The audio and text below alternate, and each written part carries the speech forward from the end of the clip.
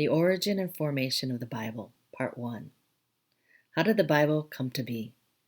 And who decided which books were going to make the cut? Well, let's explore this topic together. When we look at the formation of the Bible, what's interesting is that the Bible claims to be God-breathed. Wow. What does that mean? A foundational part of our understanding of the formation of the Bible is that the Bible claims to be inspired. And what does that mean?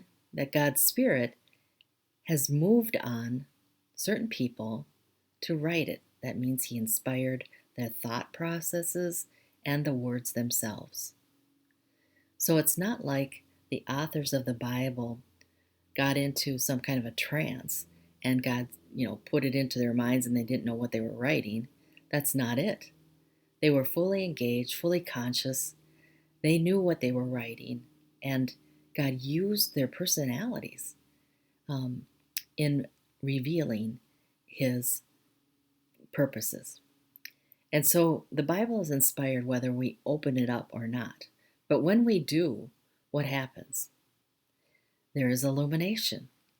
God's Spirit works with Scripture to enlighten our hearts and minds. So the Bible is intended, it's designed to transform us from the inside out. It's designed to have impact.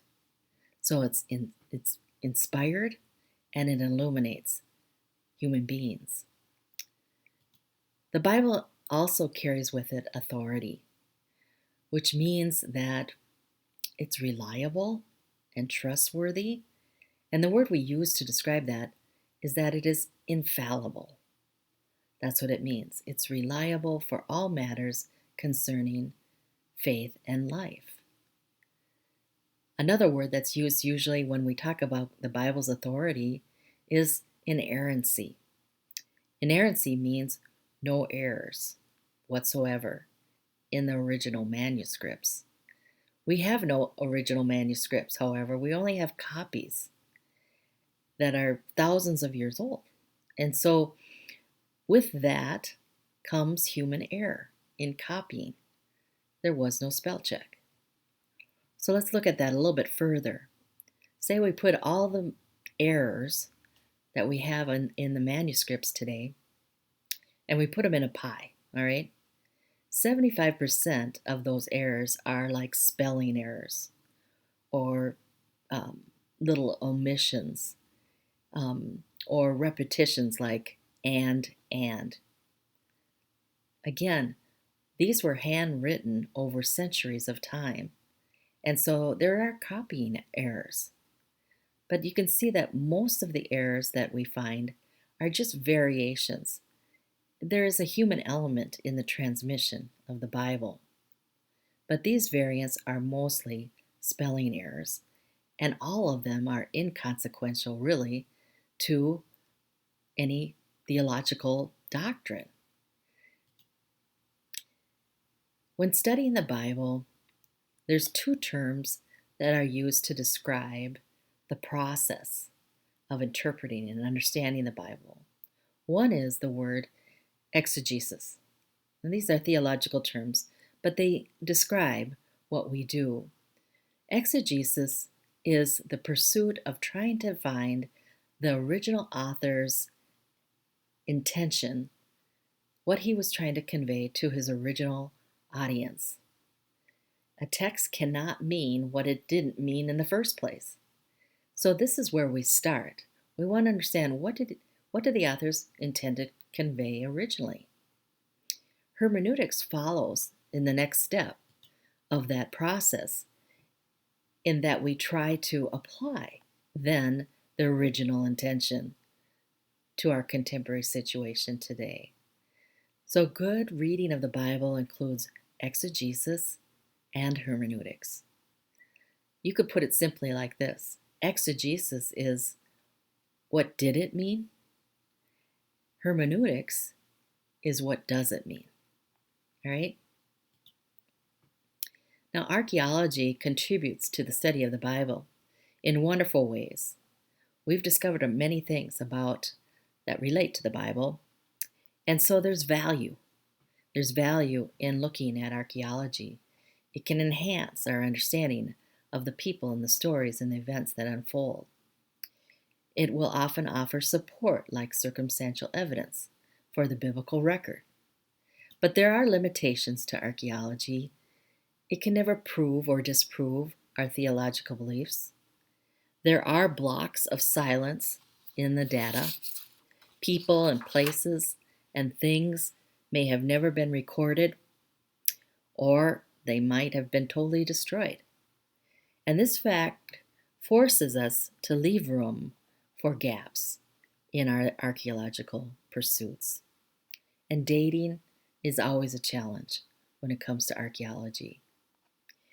You'll find that when you read Bible commentaries, there's always a discussion on dating. So we do the best we can to try to pinpoint the time of the events that unfold on us. You'll see on this slide that I've got a little handheld lamp. This is the earliest we've found. It dates back to 3000 BC. So it's kind of a dish-shaped lamp with a pinched sprout. And then these kind of evolve over time. Now this looks older, but it's not. This was created in about 300 BC. The Jews made slipper lamps, they called them, to hold in their hands. They were open yet smaller. And then by the time of Jesus, this is what they look like.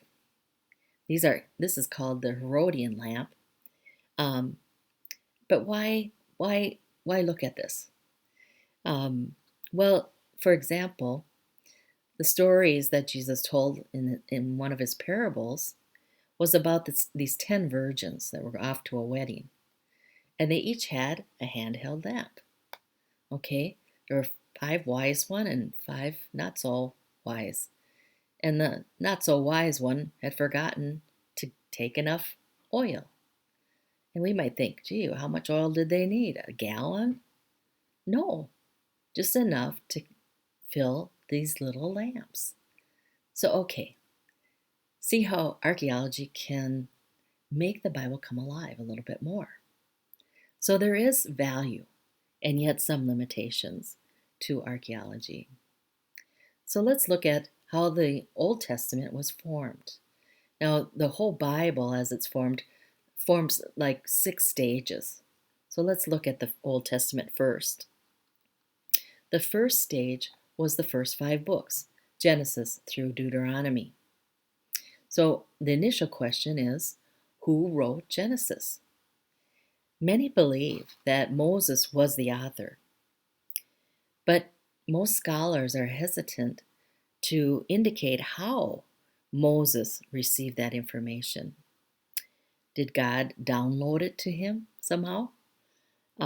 Or did Moses depend on oral traditions that were passed on from one generation to the next? We don't know. We don't know. Others believe that Moses depended on written documents. In fact, they say that he compiled them all together and then added it to his writings. What's interesting about this line of discussion is that in the book of Genesis, you never find the name Moses. But you see repeatedly through the other 4 books, the Lord told Moses saying this and that. Said over and over, the Lord said to Moses. And even Leviticus and Numbers, Moses claims in those books to have written them by his own hand. But you have no indication in the book of Genesis that Moses himself wrote it. So we're not sure. But some interesting things come from archaeology. When we say history, we're talking about the written record of eyewitnesses.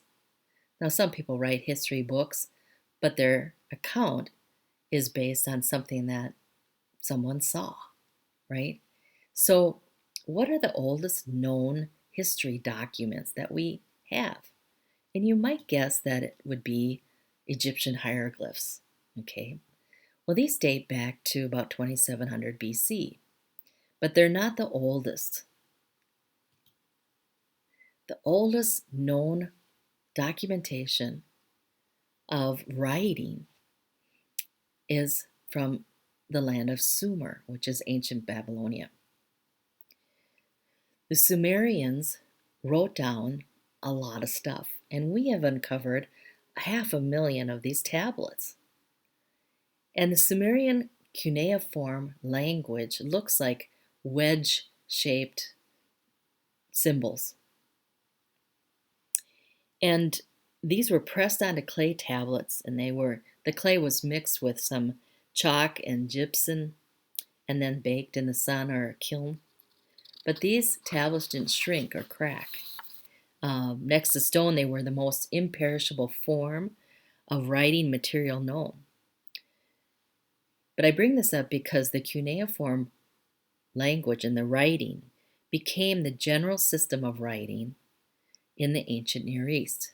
It was used far more than the Egyptian hieroglyphs. The hieroglyphs mainly stayed focused in Egypt.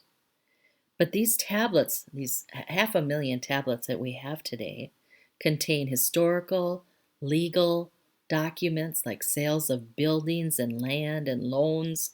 There's commercial information on the tablets like invoices, business transactions. We've uncovered personal letters, genealogies, a lot of religious information. So these tablets were everywhere in the ancient Near East, far more widespread than hieroglyphs. But these date back to, 3000 BC. So why am I bringing this up? Well, when we look at the Genesis account and just go to Genesis 12, when Abraham appears, he's born in the land of Sumer, in the town of Ur, around 2166 BC. So what we're saying here is that hundreds of thousands of tablets have been discovered in this area that date prior to Abraham, at least 1400 years before Abraham. So that means that literacy was widespread in the region a long time before Genesis 12, before Abraham. And this lends credence to the possibility that the people in Genesis may have documented their own faith story. You think about it, if the Egyptians and the Sumerians, the ancient Babylonians, if they could both write and preserve their own history and their faith in whatever gods, it is absurd to suggest that the only people who could not document their history and their faith journey were the people in Genesis. Further, when we look at Genesis, we see something repeated. Now, these tablets form a certain protocol, a certain format. So, these ancient records, the scribes, whoever wrote on these tablets, would write whatever they were writing, and they included a colophon at the end of the tablet. And the colophon is just identifying the name or the owner of the tablet, whoever wrote it or owned it. That's called a colophon, the name. So it's interesting because in the book of Genesis, you have a recurring phrase. This is the account of Noah. This is the account of Jacob. This is the account of Terah, which is Abraham's dad. 11 times you'll find this phrase. And so the question is that many scholars are asking, is the book of Genesis a bunch of tablets? that people wrote and Moses compiled it and included it in with his writings. Could this phrase, "this is the account of with the name," be a colophon? I don't know, but I'll just let you know about that discussion. You think about Genesis, the phenomenal details that are in there. You've got conversations and all these things. But what's the point? The patriarchal period, the period of Genesis, was a highly literate society.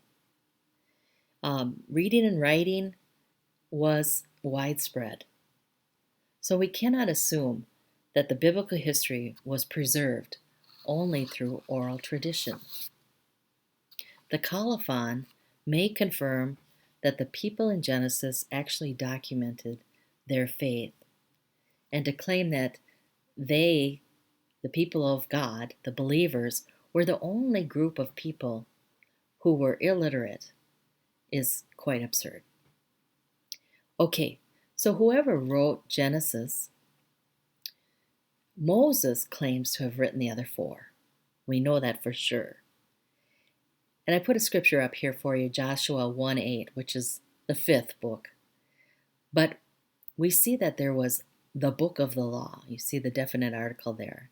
The book of the law was written prior to Joshua, which would have been the first 5 books. So the Lord tells Joshua, do not let the book of the law, that's the first 5 books, depart from your mouth, but meditate on it.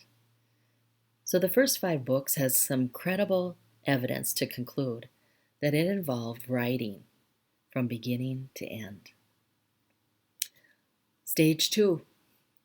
Books were added to the book of the law.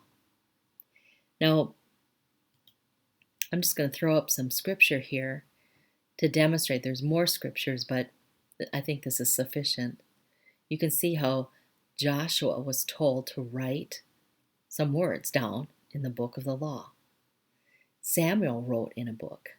Okay, Isaiah was told to take a large tablet and write on it. And Jeremiah had an administrative assistant named Baruch, the scribe, that helped to write his book, and Ezekiel as well. So what we're saying is that the book of the law is kind of your foundation of the Bible, and then people just started to add to it as the Lord led them. That's stage 2. Stage 3. Scribes started to copy and arrange and preserve this collection.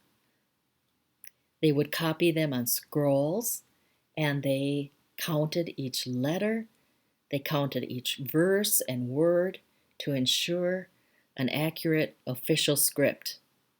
So as this began to unfold, the collection was reassembled and preserved in a 3-fold format. And you'll see this in the Jewish Bible today, the arrangement of the scribes. It looks like this. The Jewish Bible is called the Tanakh. And notice the arrangement. It has the first 5 books, the book of the law, which they refer to as the Torah. And then it has what's called the Nevi'im, the prophets, they call it. They have the former and the latter prophets.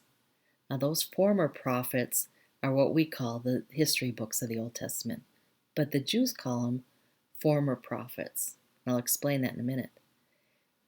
But the Jewish Bible ends with the wisdom books, the Ketuvim, which are like Proverbs and Psalms and the writings like that. The arrangement is different than our Old Testament, right? So we have the Torah, the book of the law first, but then we launch into some history books.